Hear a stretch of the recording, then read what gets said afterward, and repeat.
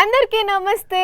గరం గరం వార్తలకి స్వాగతం. ఇయాల కూడా మీకోసం చాలా వార్తలు పట్టుకొచ్చినాం. అంతకంటే ముందుగల హెడ్లైన్. జగ్గారెడ్డి ఎడిచిండు ఆయన cinema teaser. First the success అయితే రెండో పార్ట్ తీస్తాడట సారు. కబడ్డీ ఆడిన మంత్రి జూపల్లి. మల్లికార్జున స్వామి గుళ్ళే గమ్మత్తైన మేకల బండ్లు. మా కోటి వంశస్థులు అప్పచెప్పిండ్రు మొక్కులు. సచ్చిన పల్లొచ్చింది పల్లి చట్నీలా.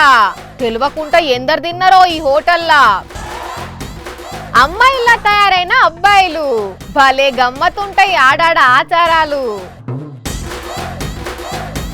జగ్గారెడ్డి సార్ మాట్లాడితేనే పవర్ఫుల్ గా ఉంటదంటే సినిమా డైలాగులు చెప్తే ఎట్లుంటుందో ఊహించుకోండి ఒక్కసారి. పోలా అదిరిపోలా అంటారేమో అందరూ. మరి ఇన్నొద్దులు సారుకు లోపట కాయషు ఉండే ఇప్పుడు ఇట్లా తెరకెక్కుతున్నాడో, లేకుంటే ఎవ్వలన్నా మీకేం తక్కువ, మీరు పులి. పులి ఎక్కడైనా పులే, రాజకీయంలోనైనా రంగస్థలంలోనైనా. నువ్వు అను నీ పేరు మీద సినిమా తీసి కేకలు వెట్టిస్తా అన్నారో గాని మొత్తానికి సినిమా తీస్తున్నాడు సారు ఆయన పేరు మీద. టీజర్ కూడా రిలీజ్ అయింది, చూడండి ఒకసారి. మొత్తం పులి గాండ్రింపులతోటి రచ్చలేపుతున్నాడంటే ఇక రేపట్ల టాకీసుల సుత జగ్గారెడ్డి అంటే 5 స్టార్ అనుకుంటురా. 5 స్టారు. నీకు కష్టం వస్తే పెగ్గు గుర్తొస్తుందేమో, జనానికి కష్టం వస్తే ఈ జగ్గు గుర్తొస్తాడు అనుకుంటా డైలాగులు దంచుతాడు కావచ్చు. టీజర్లనే గుండాలు మొత్తం గాళ్ళకి ఎగురుతున్నారు అంటే మరి ఇక సినిమాలో ఇంకెంతమంది ఎగురుతారో, సినిమా చూసినాక సారు మీదకే వాళ్ళని ఎగురుతారో. కానీ సినిమాలో సారు స్టూడెంట్ లీడర్గా ఉన్నప్పటి నుండి ఆయన నిజ జీవితంలో జరిగిన సంఘటనలు కూడా కొన్ని పెట్టినరట. అంటే మరి జగ్గన్న విగ్గు పెట్టి యూత్ పిల్లగాని లెక్క కూడా కనిపిస్తాడో, లేకుంటే దాన్ని ఇంకెవరితోనన్నా చేపిస్తున్నారో. మరి లవ్ స్టోరీ ఉంటుంది కానీ అది నాది కాదు అంటాడు. ఇక ఈ టీజర్ చూసిన జగ్గన్న అభిమానుల సంబరం అయితే మామూలుగా లేదట. ఇప్పటి సందే పైసలు పక్కకేస్తున్నారు కావచ్చు. రేపట్ల సినిమా రిలీజ్ అయినాక కటౌట్లు పెట్టి అభిషేకాలు చేసేటందుకు, సార్ వేసుకున్న కాస్ట్యూమ్లు గుట్టించుకొని అదే గెటప్లో సినిమా చూసేటందుకు పోతారేమో. ఏదైతేంది మొత్తానికి టీజర్లో తెల్ల పంచ, నల్ల చొక్కా, చేతుల సిగారు, మెడల పులిగోరుతోటి మంచిగా జీప్ మీద బాస్పీటలు వేసుకొని కూర్చున్నాడు. మరి ఇక రేపట్ల బాక్స్ ఆఫీస్ కాడ కూడా సారుకు పెద్ద పీటేసి కూసబెడతారో జనాలు చూడవలసి ఉన్నది. ఇక అన్నట్టు ఈ సినిమా చక్కగా ఆడితే పార్ట్ 2 కూడా ఉంటుందట. నువ్వు తెలంగాణ మంత్రి జూపల్లి సార్ పేరినంగానే ఎవ్వరికన్నా ఏం యాదికొస్తుందిలా. సారు మంచి సౌమ్యుడు, నిమ్మలం మనిషి, ఆచితూచి మాట్లాడతాడు. టైం వచ్చినప్పుడు ప్రతిపక్షాలకు కౌంటర్లు గట్టిగిస్తాడు. మీడియాలో ఎక్కువ తక్కువ కనబడు అనే తెలుసు కదా. కానీ సారు ఇవన్నిటితో పాటు మంచి కబడ్డీ ప్లేయరులా. వాయమ్మో ఏమో అనుకున్నాం గాని కోట్లకు దిగిందంటే మామూలు పౌరుషం చూపెడతలేడు చూడుండ్రి. రైట్, సారు కూతకు రెడీ అయిండు, బేతకు దండం పెట్టుకున్నాడు. చెలో సారు కూతకు వండి. మీరేంది మధ్యలా? ఏంది సార్ మీరు వండి కూతకు? మీకేమన్నా భయమా? ఓ, చిన్నప్పుడు మీరు ఈ స్కూల్ కాలేజ్లా పెద్ద పెద్ద ప్లేయర్లతో ఆడినరు గాని పోన్రి, పోయి పాయింట్ పట్టుకరా పోన్రి. అది అట్లా దిగాలే కూతకు. ఓర్ని కథ సల్లగుండా ఏమో అనుకున్నావు, సారు ఏకంగా కాళ్ళు లేవట్టి తన్నుతున్నాడు కదా.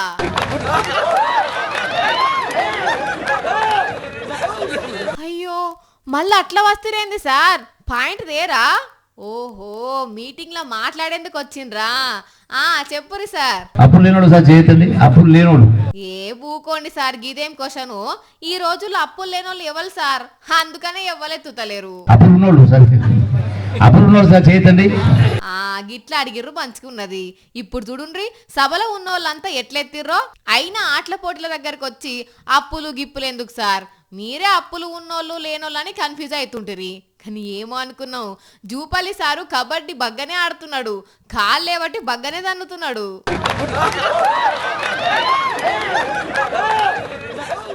మా లేడీస్ అక్కలు చెల్లెళ్ళు చీరలు కట్టుకొని, జడలు వేసుకొని, ముక్కు పుల్ల పెట్టుకొని, పూలు పెట్టుకొని, జరంతా మేకప్ వేసుకొని అద్దం ముందు నిలబడితే చాలు నా సామి రంగా, హై బాబోయ్ మా అందాన్ని చూసి మేమే కుళ్ళుకుంటాం, మేమే ఆశ్చర్యపోతాం. అట్లుంటుంది మరి మా అందం అంటే. మరి అంత అందంగా తయారైపోతామండి. మేకప్ అనేది దేవుడు మాకిచ్చిన వరం కదా.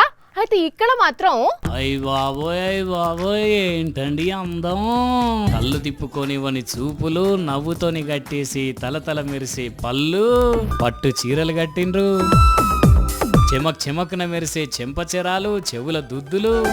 ఏమందం ఏ దేవుడు ఇంత అందం ఇచ్చిండు అని అనుకుంటున్నారు. ముందుగానే చెప్తున్నాము, అసలు విషయం తెలిస్తే మీరైతే పక్కాగా షాక్ అవుతారు.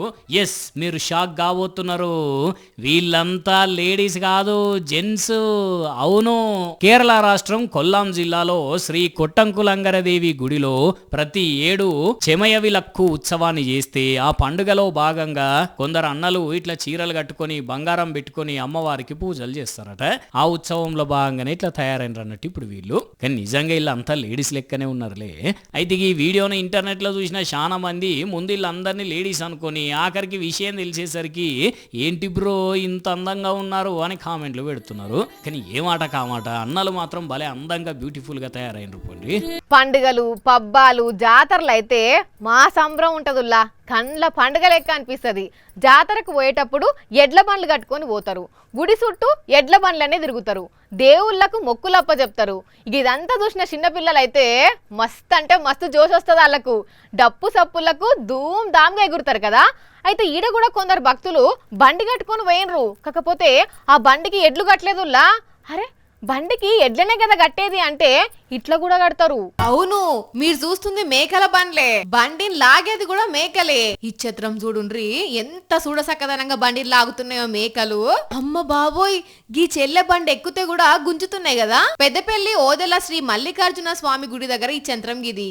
విశ్వవాసు సంవత్సర ఉగాది పండుగ సందర్భంగా హరిపురం గ్రామంలో ఉండే మాకోటి వంశస్థులు ఇట్లా మేకల బండి కట్టుకొని వచ్చిండ్రు. మా తాత ముత్తాల నుండి వస్తున్న మా సాంప్రదాయం ఇది. ప్రతి ఉగాది రోజు మేకపోతులు బండి కట్టి చల్లారగింపి మా మొక్కుబడి తీర్చుకుంటాం. ఇన్నారుల్లా ఇదట అసలు ముచ్చట. ప్రతి ఉగాది పండుగకు వీళ్ళ తాత ముత్తాతలు గిట్లనే మేకల బండిని కట్టుకొచ్చి మొక్కు అప్పజెప్పిర్రట. వీళ్ళు కూడా వాళ్ళను ఫాలో అయ్యి మొక్కులు అప్పజెప్పిర్రు. కానీ మేకలు మాత్రం భలేగా గుంజినే కదా బండిని. ఇంత చూడసక్కదనంగా ఈ పండుగ జరిగితే ఇదే పెద్దపల్లి జిల్లా అంతర్గా మండలంలో నూకాంబిక అమ్మవారి జాతర కూడా కండ్ల పండుగ లెక్క జరిగింది.